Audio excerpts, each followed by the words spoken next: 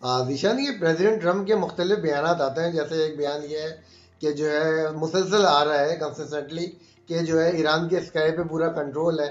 और अभी रिसेंट हमने देखा है कि 2 जहाज जो है ईरान ने जो है वो गिरा दिए हैं। तो इस स्टेटमेंट को किस तरीके से देखते हैं कि जो है वो थोड़े से कंसिस्टेंसी इनकंसिस्टेंसी उनके स्टेटमेंट में हम देख रहे हैं। देखें, it's very very dangerous, not good for the country, for the rest of the world, जब दुनिया का पावरफुल इंसान, अमेरिका का प्रेसिडेंट, उसकी बातों को, उनकी स्टेटमेंट को ना सिर्फ दुनिया में बल्कि अमेरिका के अंदर भी उनकी बातों को सीरियस तरीके से नहीं लिया जा रहा, क्योंकि वो बड़े कंफ्यूज स्टेटमेंट उनके आ रहे हैं। किसी किस्म की उनकी बात पर अभी एतबार नहीं हो रहा है, और उनका हर स्टेटमेंट ना सिर्फ अगले दिन बल्कि कुछ ही घंटों के बाद वो चेंज हो जाता है।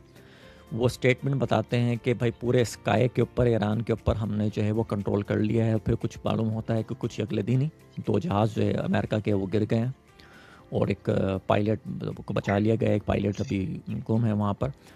तो ये दुनिया के लिए देखें बड़ा ही ख़तरनाक चीज़ है, क्योंकि अगर दुनिया का सबसे बड़ा जो लीडर है, प्रेसिडेंट है, पावरफुल शख्स है, आप माने ना माने हो तो अमेरिका का लीडर ही है, तो अगर उसके स्टेटमेंट, उसकी बातों के ऊपर दुनिया को भरोसा ना हो, और वो मुख्तलिफ दुनिया क्या बल्कि अमेरिका के अंदर भी लोगों को समझ नहीं आ रहा, और अनफॉर्चुनेटली अब ये हो रहा है कि उनके स्टेटमेंट को अमेरिकन भी सीरियस नहीं ले रहे। अब जो वरना अमेरिकन प्रेसिडेंट के ट्वीट का, उनकी वीडियो कॉल का, उनके स्टेटमेंट का लोग वेट करते थे, पूरी दुनिया वेट करती थी, उसके हिसाब से स्टॉक मार्केट भी चलती थी, आगे चलती थी। लेकिन अब आप देख रहे हैं स्टॉक मार्केट, उनके स्टेटमेंट कुछ भी हो रहे हैं, वो फ्लक्चुएट फिर भी हो रही है। फ्लक्चुएट इसलिए क्योंकि ट्रस्ट लोगों का, स्टॉक मार्केट का, इन्वेस्टर का, वो ख़त्म हो गया है, और वो इस जाल में ऐसे फंस गए हैं। जैसे मैं कहता हूँ कि अगर कोई क्रिकेटर है, उसको आप ज़बरदस्ती हॉकी पकड़ा दोगे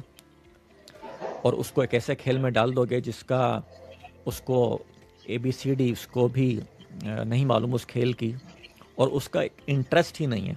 प्रेसिडेंट ट्रम्प का इस वॉर में उसका इंटरेस्ट ही नहीं है। उन्होंने इलेक्शन लड़ा था कि as a peace president, no war, और ये एक ओवरऑल उनकी लाइफ भी देखी जाए तो वो एक बिजनेसमैन है। अब वो फंस चुके हैं वो इस चीज़ के अंदर। अब उन्हें निकलने के लिए कोई रास्ता चाहिए। बेहतर यही है कि जिस तरह उन लोगों ने कहा कि पीट हेड्सबर्ग को, जो सेक्रेटरी ऑफ वॉर हैं, शायद वो उनको जो है ना एक साइड लाइन करके कि यार इसकी वजह से वॉर स्टार्ट हमने करी थी और हमने एक अचीवमेंट कर ली है, लेकिन ये अब it's not going toward the right direction.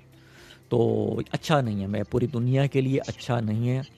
और मुझे इस चीज़ का डर है कि जब वॉर में मिसकैलकुलेशन होती हैं तो फिर एक गलत स्टेप ले लिया जाता है, और that is very would be very dangerous.